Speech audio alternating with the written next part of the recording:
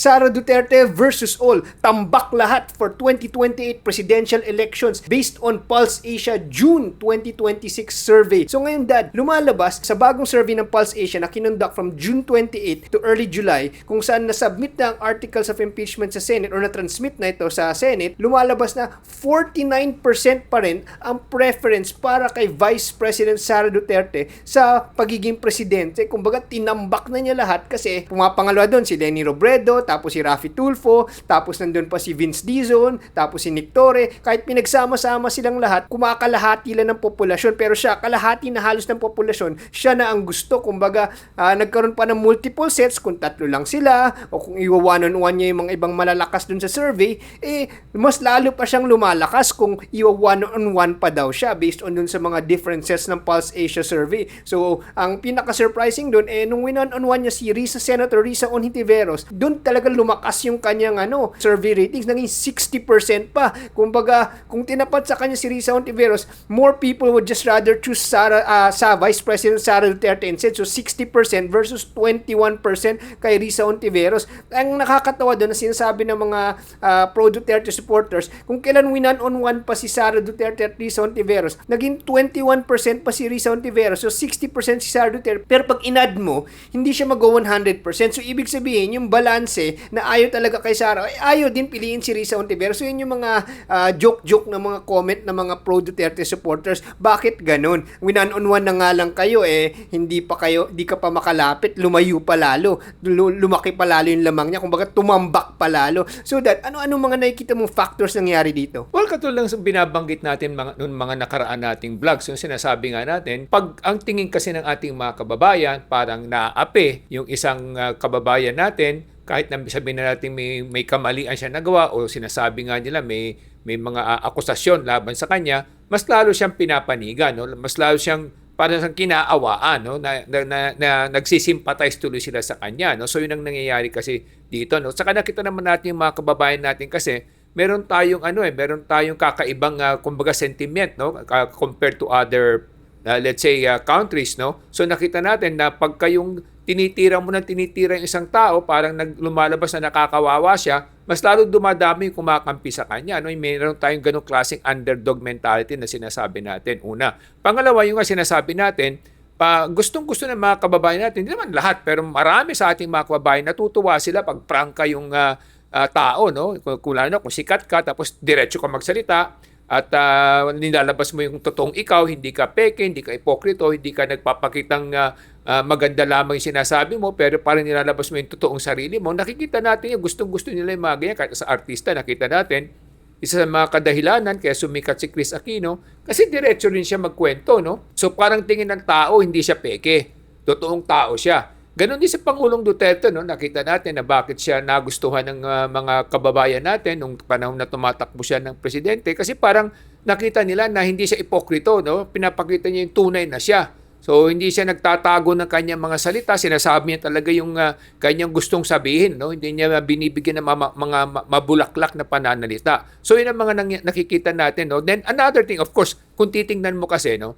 Prior to this impeachment, ang survey rating ni Vice President Sara, kung di ako nagpakamali, para sa pagkapangulo, na sa mga 28 to 33% lang, naglalaro lang to, no? So 1 in every 3 Filipinos lang ang medyo kumakampi sa kanya o pumapanig sa kanya. Pero during this impeachment proceedings, mukhang umakyat pa siya lalo, no? So the question is, what went wrong as far as the other party is concerned? No? Let's say, ikaw yung administration party, na pinangangambahan nyo na siya yung mananalo at gusto nyong gawin lahat ng paraan para hindi siya makalahok sa halalan, lalo pang nag-backfire, nag-boomerang ang tawag dito, no? So bakit nga nag-boomerang? Because of this underdog mentality na hindi na pag-aralan ng maayos ang ating mga administration party, no? So again, may kwento ko kasi sa ganyang kwento, no?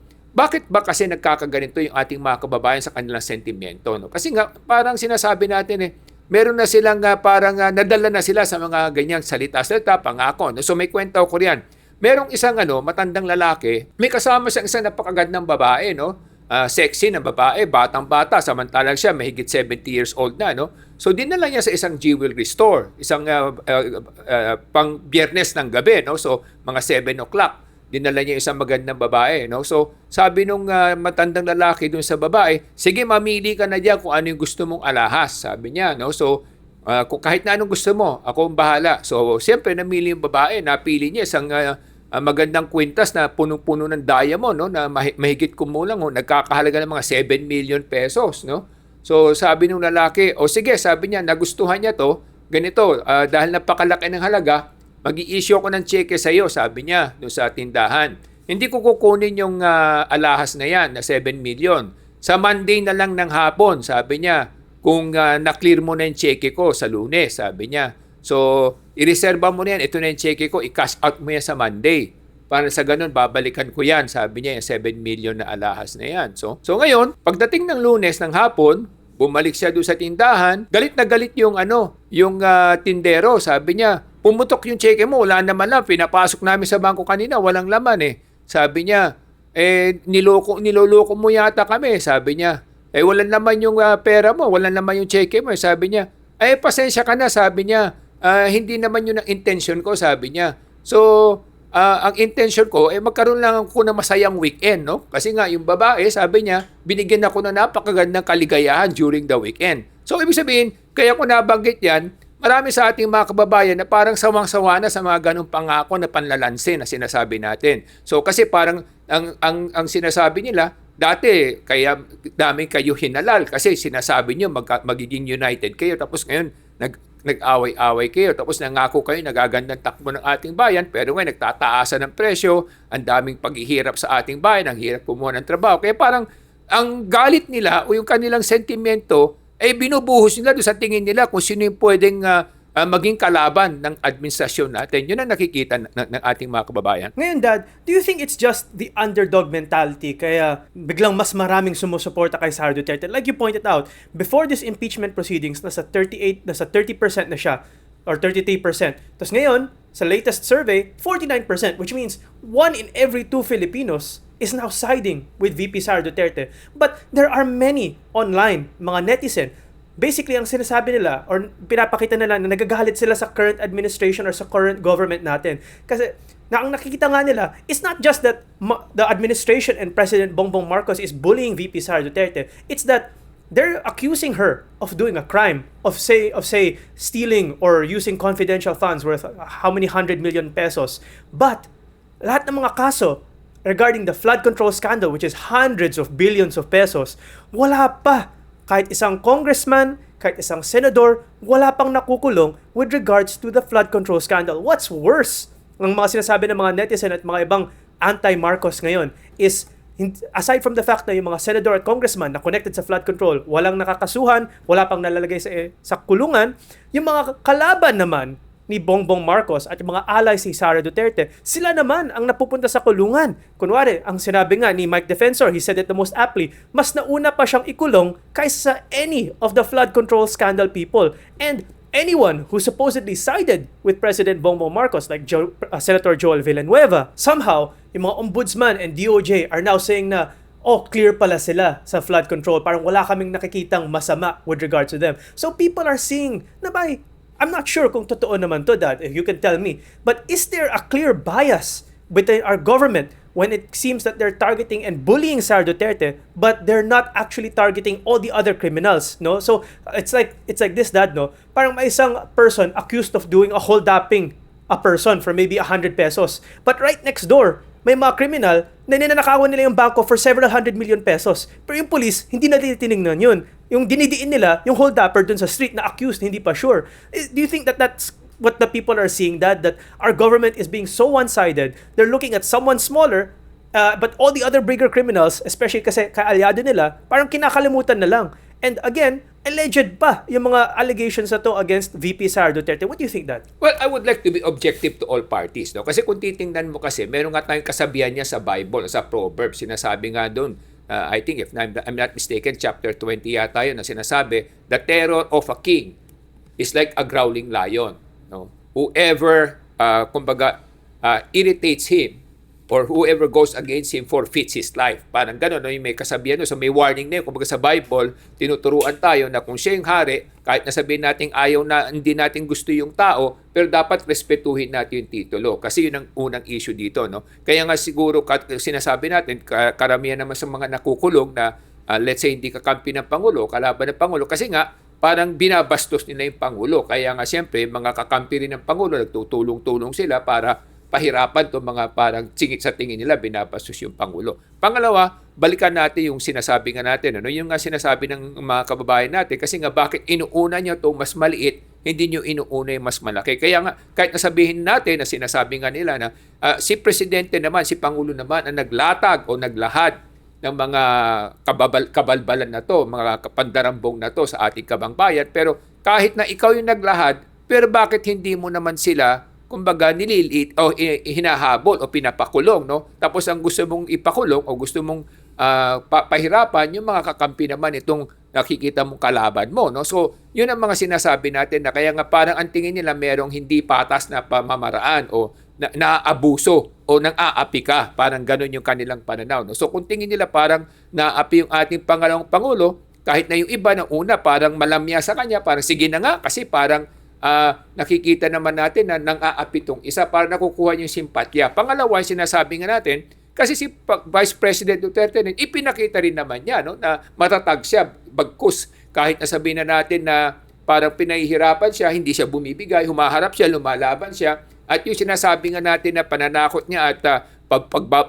pagbababala niya o kanyang galit na pagmumura sa ating Pangulo, parang tiningnan nila yun na parang isa pang plus point sa kanya yun na ang tapang mo para gawin mo yan. No? So parang ang tingin tuloy sa kanya, matapang siya, ang tingin tuloy sa kanya na hindi siya bumibigay kahit na yung kalaban niya mas malaki sa kanya, mas higante sa kanya. So yun ang nagiging issue dito. On the other side of the coin naman, sa side naman ng Pangulo, kasi kung titingnan naman natin, sa umpisa kasi, nung umpisa, kung ating susuriin, no, talagang mabait naman yung Pangulo natin sa pakikitungo sa kanya, no? Yun naman nakikita natin. Kasi nagsimula yan, kung titignan mo, yung issue kasi dito, yung dati kasi si Pangulong Duterte, mukhang marami sinasabi na hindi rin maganda sa ating Pangulo during that time. So, siyempre, yung mga ganyang hidwaan, nagsisimula yan minsan sa salita eh. Kaya may sinasabi nga nila, di ba, na minsan, ang salita, pag binitiwan mo, hindi mo na mababawi yon, no? So, pag may mga binitiwan kang salita, siyempre, kahit sabihin mong mabait yung tao, tinatamaan din, nagdaramdam din. So, kaya mga kakampi niya, siyempre, gagatungan din siya, kaya lumaki yung hidwaan nila, no? So, to be fair to all parties, sana hindi nangyari to kung wala sanang ganito mga nangyaring issue. Kaya lang nangyari na nga. So, it's all water under the bridge right now, no? So, as far as the President is concerned, kaya din maraming parang hindi natutuwa sa pamahalaan natin ngayon. Kasi nga, basically, aside from nakikita nila parang may pang-aapi, yung sa kanilang pananaw, kasi nga, nagtataasan ang presyo ng bilihin. Pangalawa, may kakulangan sa trabaho sa ating lipunan. So, yun ang isang malaking problema kasi sa atin. Kahit sabihin mong tinataas mo yung sweldo, yun ang parang solusyon na ginagawa ng ating pamahalaan.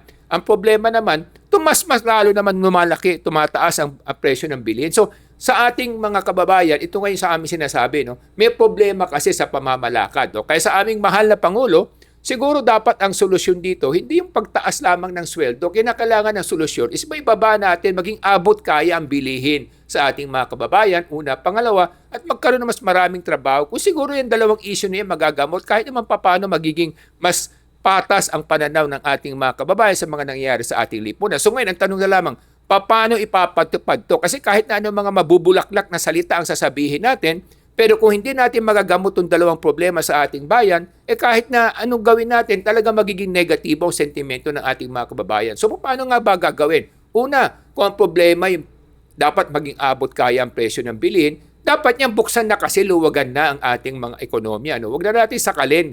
May quota sa pag-i-import ng mga pag-aangkat ng mga agricultural products, mga food products, meat products. Ganon din no, sa mga fertilizer. Dapat yan buksan na. Hayaan na nilang mag-compete. Let the market absorb para bumaba ang presyo. Kasi kung may kompetisyon, bababa ang presyo. Ngayon, ang sasabihin naman ng iba, paano naman yung mga magsasaka kung maraming mag-aangkat ng bigas at mga sibuyas at mga produkto, di baka naman mawalan sila ng hanap buhay? Hindi nga, kaya nga ilan lang naman yung magsasaka. Yun naman pwedeng suportahan ng gobyerno kung binibigyan nga ng suporta at ayuda yung mga jeepney driver pag tumataas ang presyo ng gasolina. Di suportahan yung mga magsasaka kung kinakailangan. Pero wag naman hayaan natin magdusa yung 110 million Filipinos sa mga matataas na presyo ng bilihin. Ngayon kung ang solusyon mo itaas yung sweldo, di tataas din yung presyo ng bilihin. Kasi nga, supply, if there's more supply, then it can satisfy demand, then the price will go down. If there's more supply and the demand is steady or the growth is little or less, then even that, the price will go down. So yun ang issue kasi dito, supply and demand. So pag sinasakal mo yung supply, tapos yung demand nandyan at lumalago, talagang tataas yung presyo ng mga bilihin. So yun ang problema, hindi yung sa sweldo. Ang problema yung kaabot kayang bilihin para sa ganun. Kahit na maliit yung sweldo nila, mabibili nila yung kailangan nila. Pangalawa, trabaho. Yan yung problema ng ating lipunan. No? So sinasakal yung mga gusto magtrabaho sa overseas. Alam na nga natin kulang na kulang talaga ang trabaho sa ating bayan.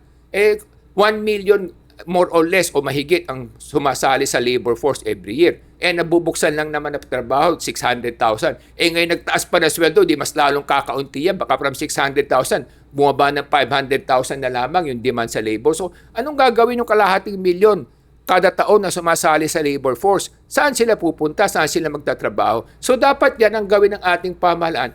Buksan na yung overseas deployment, no? So within 15 days dapat makaalis yung ating mga kababayan. Tanggalin na yung mga bureaucratic red tapes na yan. Mag-ban na lamang yung mga employer, no? Pwedeng direct hiring, pwedeng through recruitment agencies, magbigay sila ng ban. Halimbawa, $5,000 per employee or per worker na gusto mag-abroad, yung employer magbibigay nun. Tapos pagkatapos nun, papers, sige na, pakawalan na yan, wag na, ang dami pang dadaanan na proseso. Para na sa ganun, mabigyan ng trabaho yung ating mga kababayan. Kasi sa aking tingin, ang ating mga kababayan, kung kaya nilang bumili ng mga produkto na abot kaya sa kanilang sweldo at saka marami silang trabaho na kumikita sila ng maganda, palagay ko hindi nila pagtutuunan itong mga ganitong klaseng politika na away sa politika na nangyayari sa ating bayan. Ngayon naman, ang sinasabi ng isang well-known political pundit na si former Secretary Ronald Llamas nung panahon ni Pinoy, dati parati niyang pinupuna na yung popularity ni Vice President Sara Duterte will almost certainly suffer the same fate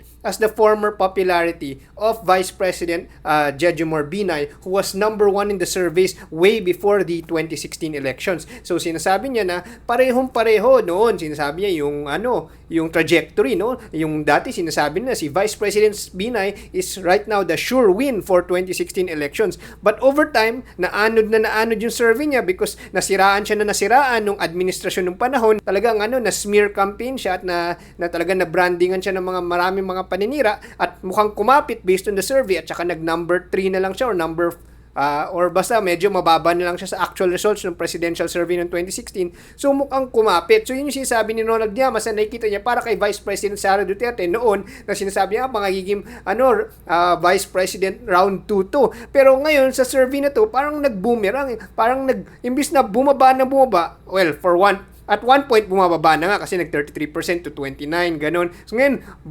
nag-boomerang, tumaas, halos kalahati na ng population, 49% ng medyo nagfe-favor kay Vice President Sara Duterte. So, ang sinasabi ng mga ibang commentators, kasi noon, yung administrasyon ni President Aquino, napakataas ng trust rating, plus 40 to plus 44% ang trust rating niya. While yung administration ngayon, nasa negative ang trust rating, -7 to -15. Ngayon nag-hover ang kanyang trust rating. So that administration that's throwing smear campaign on Vice President Sara Duterte has a negative trust rating versus the administration that threw a smear campaign on Vice President Binay had a very strong positive trust rating. Do you think this affected the bounce back of Vice President Sara Duterte, and will it show a different history rather than repeating history of what happened to the former Vice President Binay? Well, tama yun, no? I will cite another issue kasi here, no? Hindi lang actually kasi trust rating dito, yung economic performance, napakalaking bagay din yan, no? Sabihin, kung maganda yung takbo ng ekonomiya, let's say, ang mga tao, busy, marami silang hanap buhay, lahat may trabaho, karamihan maraming trabaho at maganda kinikita, maganda ekonomiya, tapos yung presyo ng mga bilihin abot kaya, it will also affect aside from the credibility of the accuser, no, of the president. No? So for example, I'll give you example, no, nung panahon ni President Fidel Ramos, ganun din nangyari, no? Binamakbakan nila ng husto si Vice President Erap Estrada that time because yung mga kakampi naman ni President Ramos that time, meron silang ibang kandidato para sa pagkapangulo. So gusto nilang gawa ng paraan na hindi manalo si Vice President Erap Estrada doon na maging Pangulo noong 1998. No? So, sinimulan na rin nila yung ganyang smear campaign, yung sinasabi nga nilang batuhan ng putik. No? Kaya lang, siyempre, kahit na si President Ramos doon, although maganda yung kanyang pamamalakad, kasamaang pala, tinamaan tayo ng Asian crisis noong 1997. No? So, noong 1997, biglang bumagsak ang halaga ng piso, katulad sa nangyayari ngayon. No? So, mas sumama yung ekonomiya, hindi naman sa kagagawa ni President Ramos kasi nga nagkaroon ng Asian crisis sa Thailand na sumabog yung kanilang mga utang, hindi nila mabayaran, na biglang sumabog din yung kanilang currency, dumausdos yung halaga ng kanilang pera, nadamay yung Pilipinas. No? So, dahil nadamay ang Pilipinas, no, naghirap din ang bayan noong 1997. So, nung tumatakbo si Erap noong 1998 dahil ang ekonomiya medyo masama. So, ibig sabihin, sinisisi nila sa Pangulo yon. No? So, kaya nga, marami talagang kumampi kay Vice President Erap Estrada that time. Hindi kumapit yung mga sinasabi nila mga paninira o putik, no, akusasyon na binabato sa kanya. Kaya sabi nga nila noon, parang Teflon siya. No? So, ganun din ang nangyayari ngayon kay Vice President Sara Duterte, no, para siyang Teflon din, no, kasi napakasama ng ekonomiya, no. So number one, number two, siyempre yung credibility nga sa tingin ng ating mga kababayan, parang hindi na sila nagtitiwala sa ating pangulo, kaya makikita natin yung trust rating bumaba, dumausdos din, no. Nung panahon naman ni Vice President Binay, ibang case naman yun, no. That time naman kasi si President Pinoy, kung titingnan mo, talagang mataas yung trust rating sa kanya, no. Kasi nga parang malaking tiwala ng ating mga kababayan sa kanya during that time from 2010 to 2016. Hindi lamang yon. The economy was in his favor also during that time. Yung tinatakbo ng ating ekonomiya, pabor sa kanya during 2010 to 2016, makikita natin na napakasigla ng ating ekonomiya. No? Ang daming turista, yung Boracay talagang hitik na hitik sa tao, no? Na biglang nawala ngayon, no? Kasi hindi nga nila binalik yung nagkaroon ng mga party ban doon. No? Yun naman ang benta ng Boracay, parang Ibiza yan, di ba, sa abroad, na kaya pinupuntahan kasi nga party scene yan. Hindi pa nila binabalik ngayon, so hindi rin bumabalik yung sigla ng tourism. No? So, kasi Boracay naman talaga nagdadala ng turista sa atin noon. So, nung panahon ni Pino, talagang hitik na hitik yan. Makikita natin sa Boracay, talagang sa sobrang daming turista. No? So, nakakatulong yan sa ekonomiya ng bayan. No? Saka at that time, yun na nga, very liberal din yung mga policies niya, no? sa ekonomiya. No? So, kaya nga parang may tiwala sa kanya mga investor, kaya nga maraming naghahanap buhay.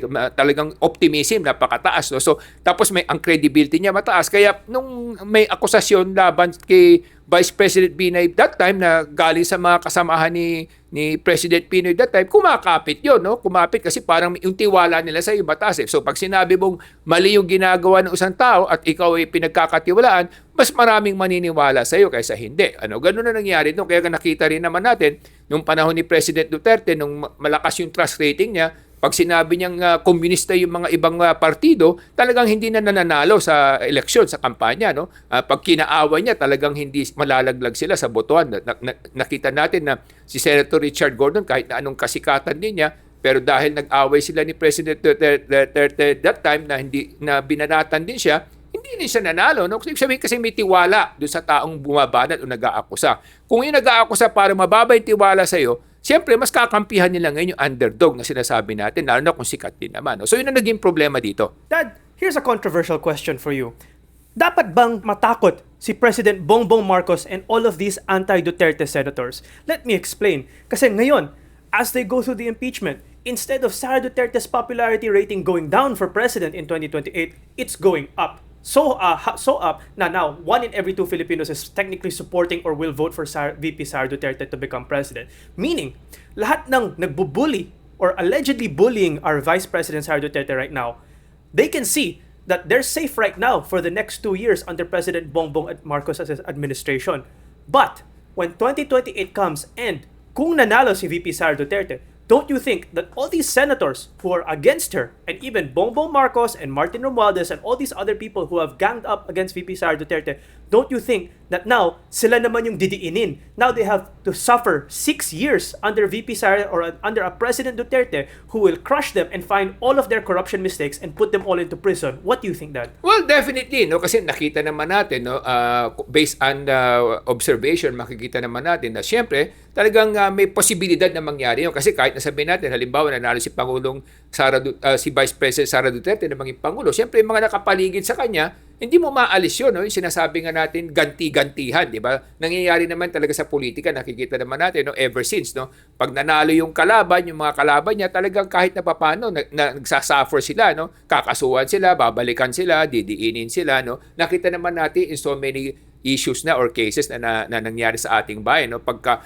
yung kalaban, tinalo nung isa, tapos nagkaroon ng mga maraming maaanghang na salitaan o balitaktakan, pag nanalo yung isa, talagang babalikan niya. Kaya nga sinasabi natin, sa politika dapat be professional lang, di ba? Walang siraan na ganyan, na walang below the belt na tirahan. Kasi nga pagka nanalo yung isa, talagang gagantiyan dahil nasaktan siya o hindi niya makakalimutan. Sinasabi nga nila yung salita, pag binitiwan mo nga, pag nakasakit ka, talaga ang hirap gamutin doon, no? So, ang pera, pag nawala, pwede mong kitain. Pero yung salita, pag nabitiwan mo na, hindi mo na talaga, mahirap mo na ipabalik yun, no? So, parang sinuka mo na eh. So, yun ang sinasabi nga natin, na yung sinasabi mo na magkakaroon ng balikan. Kaya nga, I think, alam din ng mga kakampito ng administrasyon na talagang mangyayari yan. Kaya ginagawa rin nila lahat ng kanilang kakayahan na para hindi siya makatakbo, hindi siya para ma-impeach siya. So yun din ang isang motivation nila. Aside from the fact na siguro may mga nakikita rin silang ebidensya, kaya nila kinakasuhan. Pero again, going back to politics, tingnan natin yung mga nakaraan, no? Ang Pangulo kasi may 2 taon na lang ngayon, eh, no? So tama kasi nasabi mo yung mga senador, ano kayo magiging sentimento nila? Kasi pag tumagal tong hearing, actually, pag lumapit na yung pag 1 taon na lang natitira sa Pangulo, basically lame duck president ka na. 1 year to go.